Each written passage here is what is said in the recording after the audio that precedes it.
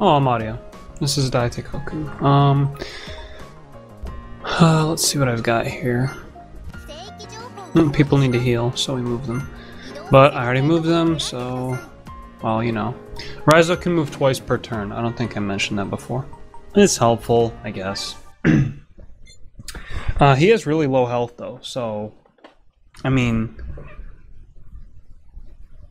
Moving twice per turn isn't necessarily useful. I mean, if, like, what I'm saying is he's gonna get annihilated if he takes damage, and then... You know, what are you gonna do? We'll do this. I think this just recruits Shibagami. He's kind of a boring character in my opinion, and I don't know his like background or story or anything. Of course he's supposed to be like an omnipotent god type thing, so of course he's going to be boring. When's the last time that a character that distanced itself from being relatable? You know, like you can't relate to it because it's too all-powerful. Those aren't very interesting characters usually. I mean, now that I think about it, usually in stories they just serve as a thing for the main character to destroy or look up to, because that's what they're best for. But Shibagami's a unit you get. He knows Mikado really well. I think he appointed her to her position. Mikado is not her name, so he named her that. That's their relationship. He has a lot more to do with the space monster route, I think. So, I mean, you get him in all routes. I'm almost positive. And he's a good unit. He starts out at level 10. He has a ship you cannot unequip, I'm pretty sure. It's his flagship, and it's good, but it takes up a lot of space, and it doesn't really do that much. It's not like Togo's. I'm pretty sure Togo's is really good. Shibagami's is eh. But he has a shitload of command points, so you can slap whatever you want on it. He's immortal. I don't know how that works in space. If his ship gets annihilated and he just, you know, he's blown to pieces in the explosion, does he just float around in space for eternity? Can he breathe in space? It's one of those things that I've always wondered. You know, like someone's immortal on Earth in those stories. What happens when the Earth goes into the sun? Do they just burn in the sun forever? Are they actually killed? Same kind of deal with him. Anyway, he, like I said, he's kind of boring. He gets a lot of respect because he's like, you know, he's respected by the Empress of Japan in this game, so, you know, he's like, he's really untouchable. He's up there. You don't fuck with him. And in the scene, you know, Togo's daughter pets him and he acts like a dog. And it's cute, and it's fine, and it's whatever. Raytia now glitters more. Republic of Gamerica. Alright. This is gonna be a long one. So, get ready. Planet Washington, inside the Oval Office of the Bright House.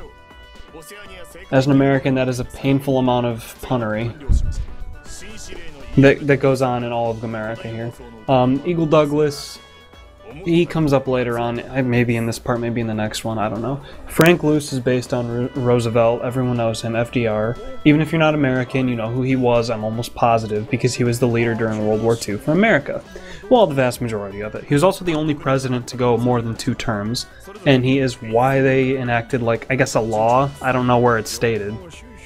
But presidents can only do 2 consecutive terms now, because of him.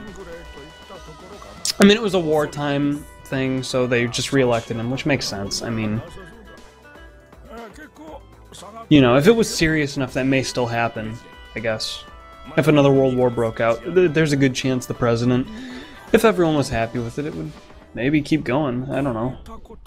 I think it's past that time in life for the world, you know? It's past that time in the planet's life for there to be a World War III and something like that to ever happen, so. Which, I know that sounds weird, because a lot of people wouldn't consider that, but I'll talk more about Gamerica, and I'll talk more about why I don't think a World War III is reasonable when we're talking about Germany, and why World War II was so important. How does that sound? Anyway, I'm not offended by much of the mean stuff that they say about America in this game, because a lot of the mean stuff they say about America in this game I agree with. First of all, Alisoft did a really brutal portrayal of America and, you know, I guess Europe. It's not just Britain. But, geez, in China, whew, they were just unrelenting to all of those nations in this game. I don't really know why. Maybe it's just to draw a contrast between the, you know, the Axis allies in this game, and maybe you do a cool reversal. I don't know.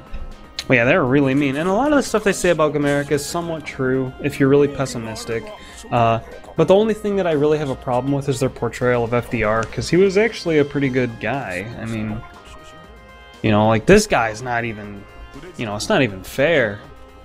You know, I mean, if you were doing this to George Bush or something, but FDR was actually pretty cool. You know, looking at it from a historical standpoint, he may have been a dick in person, I don't know. I don't fucking know. But he wasn't as mean as they make this guy, you know.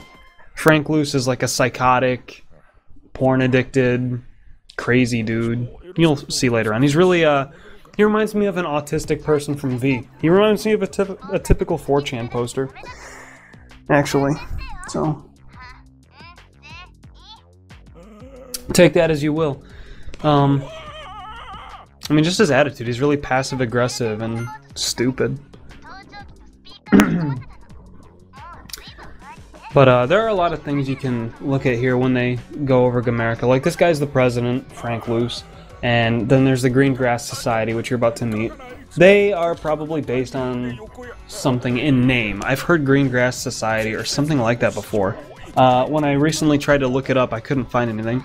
Granted, I didn't look very hard, so maybe they're based on something by name. They're obviously based on, you know, like, I want to say Congress and the Senate, sort of, but not really. I mean, you know, the Congress and the Senate are both really big things in America. If you don't know that, it's not just the president.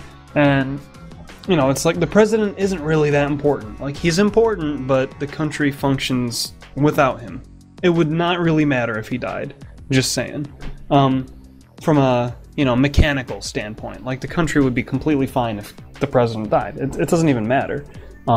He's like a figurehead. He's like, I mean, you can look at him as an assassin magnet. People would go and kill the president, and who cares? You know, like, if they kill the president, they're, you know, not blowing up half of the Senate. If half of the Senate died, it would be a huge problem, you know? But whatever. Anyway, that's what these girls probably represent. Like, I guess the Congress or the Senate pulling the strings from behind. It's not just the president. Maybe, no, they're not like the Supreme Court at all. They're not. But yeah, that's, I don't want to go, you know, I don't want a history lesson or government lesson, people, but these four girls can easily represent the judicial branch or the congressional branch of, you know, the United States. And more importantly, in my opinion, I think they represent the hidden, like, corporate branch of the United States, you know? A lot of people know how the United States runs. It's, you know, really capitalist, and corporations more or less run the country because they have all the money. And this girl's name is Hannah Rock. On the wiki it says that she's probably based on the Rockefeller guy, which you've probably heard of even if you're not American, because he was a really important entrepreneur. I don't really know that much about him, because that kind of shit is extremely boring to me. But, you know, he's someone that people, you know, you've heard the name Rockefeller, right? Everyone has. Just like everyone knows FDR, everyone knows Winston Churchill, you know? Like, that's how I know you know who Franklin Roosevelt is. It doesn't matter what country you're from. You know Churchill, you know Stalin, you know Roosevelt, because they were important guys.